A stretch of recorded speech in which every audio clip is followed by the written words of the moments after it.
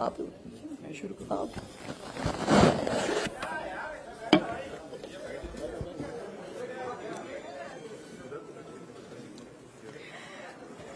आप सब लोगों को नमस्कार। सबसे पहले मैं अखिलेश यादव जी का तहे दिल से शुक्रिया अदा करना चाहता हूं, उनका, उनके साथियों का, जो उन्होंने आज इतनी गर्मजोशी के साथ हमारा स्वागत किया, हम लोगों को मिलने का समय दिया। अभी उनके साथ काफी लंबी बातचीत हुई। बातचीत का विषय आप लोग जानते ही हैं कि दिल्ली के लोगों ने बहुत लंबा संघर्ष करके, दिल्ली के लोग वोट डालते हैं, वोट डाल के एक सरकार चुनते हैं और उम्मीद करते हैं कि वो सरकार उनके स्वतंत्र है। सरकार बनी और मई के महीने में मात्र तीन महीने बाद मोदी सरकार ने एक नोटिफिकेशन जारी करके हमारी सारी शक्तियां छीन ली।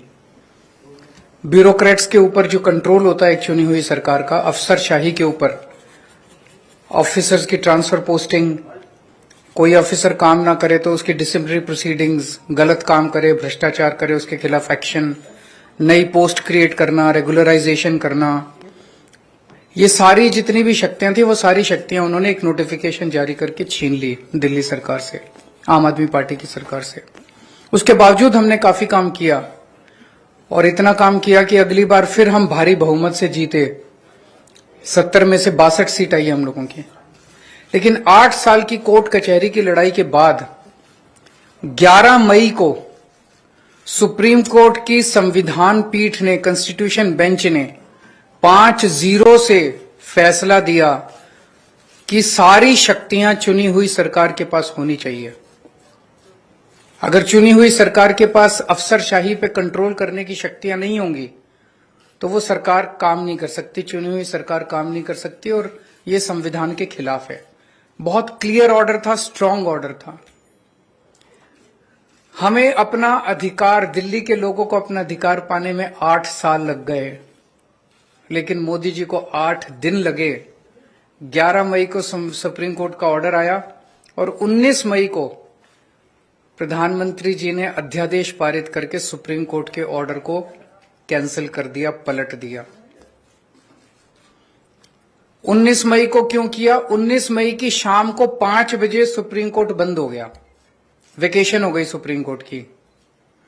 5 बजे वेकेशन हुई, रात को 10 बजे रात के अंधेरे में मोदी सरकार ने अध्यादेश जारी करके सुप्रीम कोर्ट का ऑर्डर कैंसिल कर दिया। यही दिखाता है कि उनके दिल में काला था।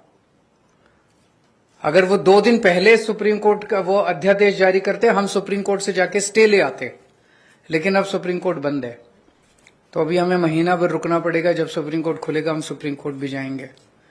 लेकिन ये अध्यादेश जब संसद के अंदर आएगा तो संसद में, लोकसभा में तो बीजेपी की मेजॉरिटी है, लेकिन राज्यसभा के अंदर बीजेपी के मेजॉरिटी नहीं है। 238 में से 93 केवल बीजेपी के हैं। तो अगर सारी नॉन बीजेपी पार्टियां मिल जाएं तो इस अध्यादेश को हराया जा सकता है, इसे गिराया जा सकता है। और अगर ये अध्यादेश गिर गया तो आप ये मान के चलिए कि 2024 का सेमीफाइनल हो जाएगा। राज्यसभा के अंदर अगर इनका अध्यादेश बिल नहीं बन पाता और हार जाता है, पूरे देश में बहुत स्ट्रांग मैसेज जाएगा कि मोदी सरकार दोबारा नहीं आ रही है।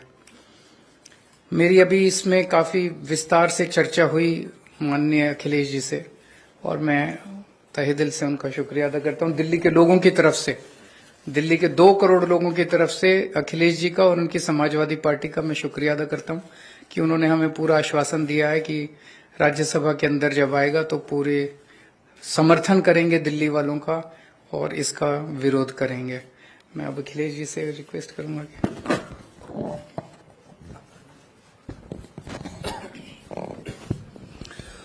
बहुत बहुत धन्यवाद। समाजवादी पार्टी के अध्यक्ष और मेरे साथ लोकसभा में 2019 से मेरे साथी रहे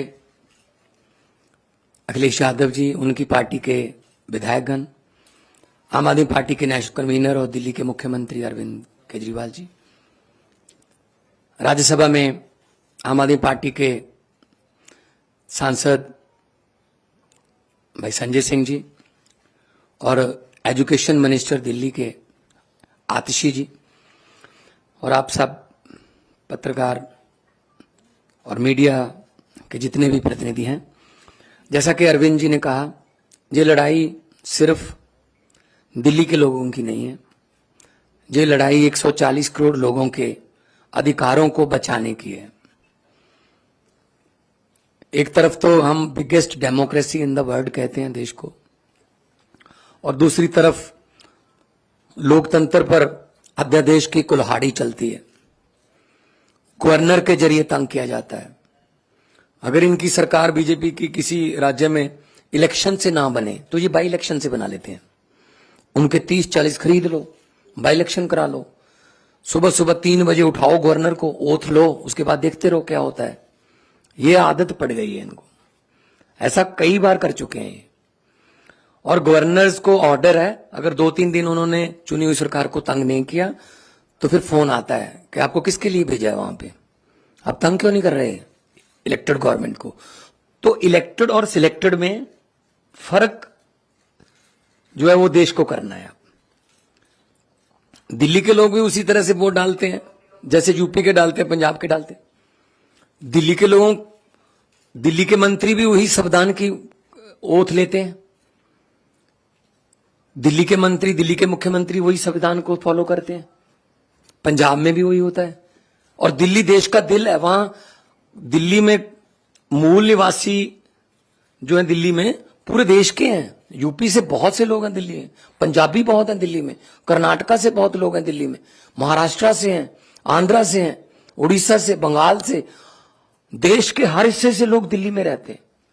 तो इसका मतलब इन्होंने पूरे देश पर कुल्हाड़ी चलाई है। चलो ये तो एलजी कर रखा है कि फुल स्टेट नहीं है, एलजी वहां पे सरकार रहेगी। फुल स्टेट को कौन सा काम करने देते हैं। मैं अपनी एग्जांपल देता हूं, पंजाब में 117 में से 92 हमारे विधायक हैं, और हमने इस बार बजट सेशन बुलाने के लिए राज्यपाल को पत्र लिखा। उन्होंने कहा जी मैं बजट सेशन बुलाने के लिए आपको इजाजत नहीं दूंगा, पहले आप मेरा ये काम करिए, ये काम करिए। तो हम सुप्रीम कोर्ट गए, सुप्रीम कोर्ट ने कहा कि आपको बजट सेशन बुलाने के लिए इजाजत देनी पड़ेगी। उसके बाद कहा राज्यपाल ने कि जो भाषण मुझे लिख के दिया है, जो विधानसभा में पढ़ना होता है, कहता उसमें मैं माई गवर्नमेंट नहीं कहूंगा। तो जी हम फिर सुप्रीम कोर्ट गए जी, तो सुप्रीम कोर्ट ने कहा you have to read it word by word. मतलब अगर राज्यपाल ये कह रहा है किसी स्टेट का कि ये मेरी गवर्नमेंट नहीं है, तो किसकी गवर्नमेंट है फिर पंजाब में। ये राज्य भवन जो है ये बीजेपी के हेडक्वार्टर बन चुके, और जो राज्यपाल हैं नॉन बीजेपी स्टेट्स के वो स्टार कैंपेनर बन गए हैं बीजेपी के। तो ऐसा पहले अखिलेश जी, उनकी सरकारें भी झेल चुकी हैं। ऐसा किसी भी प्रदेश के लिए अध्यादेश आ सकता है कि जी बस आप खत्म हम शुरू। तो ये लोकतंत्र कहां गया। अभी अमेरिका के जो व्हाइट हाउस के एक बुला रहे थे, वो कह रहे थे भारत में लोकतंत्र जीवित है। वो व्हाइट हाउस से कह रहे थे, यहां बुलाने की जरूरत है उनको। जिस दिन ट्रंप जी आए थे, उनकी पत्नी ने कहा मैंने दिल्ली के स्कूल देखने हैं, सरकारी स्कूल। तब स्कूल कौन से दिखाए गए, केजरीवाल वाले, एमसीडी वाले नहीं दिखाए गए, क्योंकि उनको पता था क्या हाल चाल। तो ऐसे मतलब आप सबको साथ लेके चलिए, सबका साथ सबका विकास। जो जहां चुना गया है उसकी साथ दो। सेंट्रल सरकार के पास शक्तियां हैं, वो राज्यों के अधिकार क्यों छीन रहे हैं। हमारा आरडीएफ का पैसा नहीं दिया अभी तक, हमारा जीएसटी रोक रखा है अभी तक, हमारा नेशनल हेल्थ मिशन का पैसा रोक लेते हैं। हम ये पैसे नहीं देंगे, ये नहीं देंगे, ये नहीं देंगे। ये सरकारें चलती हैं ऐसे क्या। तो ये बहुत ही फेडरल स्ट्रक्चर के लिए बहुत खतरनाक है। और समाजवादी पार्टी आंदोलन से, जेपी आंदोलन से निकले हुए नेता इसमें हैं, और उन्होंने तो बहुत संकट देखे हैं देश पर। तो आज जिस गर्मजोशी से और जिस जो शिद्दत से हमें सम्मान दिया अखिलेश जी ने, हमें इज्जत दी, उसके लिए आप बहुत आभारी हैं। और हमें उम्मीद है कि लोकतंत्र की जो लड़ाई लड़ने के लिए हम इनका साथ लेने के लिए आए हैं, उस लड़ाई में हमारा साथ देंगे। और इस लड़ाई से कोई भगवंत मान, कोई केजरीवाल या कोई अखिलेश जीतेगा नहीं, इस लड़ाई में जीतेगा तो देश की 140 करोड़ जनता जीतेगी।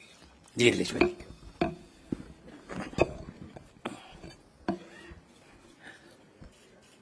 दिल्ली के मुख्यमंत्री अरविंद केजरीवाल जी, पंजाब के मुख्यमंत्री मान साहब, मैं सबसे पहले उनका स्वागत करता हूं और उनका धन्यवाद और आभार भी प्रकट करता हूं। मैं उनको भरोसा दिलाता हूं कि दिल्ली का अध्यादेश जो आया है वो एंटी डेमोक्रेटिक है। इस ऑर्डिनेंस की जो सोच है वो एंटी डेमोक्रेटिक है। मैं आपको भरोसा दिलाता हूं कि समाजवादी पार्टी का पूरा साथ आपके साथ है। साथ ही साथ जो आप अच्छा काम कर रहे हैं शिक्षा के क्षेत्र में, स्वास्थ्य के क्षेत्र में, वो भारतीय जनता पार्टी को रास नहीं आ रहा। अच्छे काम को बिगाड़ने का काम देश में अगर कोई काम कर रहा है तो वो भारतीय जनता पार्टी है। और आपके अच्छे काम को और अच्छी सोच को देख करके घबरा रहे हैं। उन्हें लग रहा है कि दिल्ली की जनता कहीं 7 बटे सन्नाटा न कर दे बीजेपी को, इसलिए आपके खिलाफ ये ऑर्डिनेंस लाया है। मैं आपका सहयोग करूंगा, साथ दूंगा। हमारे जितने भी सदस्य हैं वो आपके साथ होंगे। Thank you. बहुत धन्यवाद आपका।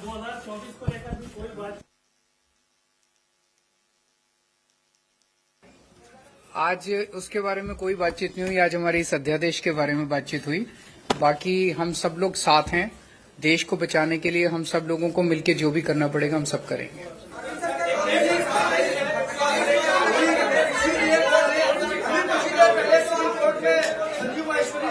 अभी अरविंद सर, आपसे एक सवाल है कि प्रदेश में कानून व्यवस्था को लेकर ये सवाल है कि थोड़ी देर पहले ही कोर्ट में एक हत्या हो गई है, 2 लोगों की उसमें जान दे दी गई है। इसके पहले आप मत पूछिए, आप मत पूछिए, आप आपसे मत पूछिए। देखिए, आप भी वही पूछ रहे हैं, आप भी वही पूछ रहे हैं। अगर समाजवादी पार्टी कुछ कह देगी तो कहेंगे कि समाजवादियों ने मरवा दिया। बहुत धन्यवाद आपका। ये बात आप समझते हो, इसलिए मुझे बोलना नहीं है। आइए।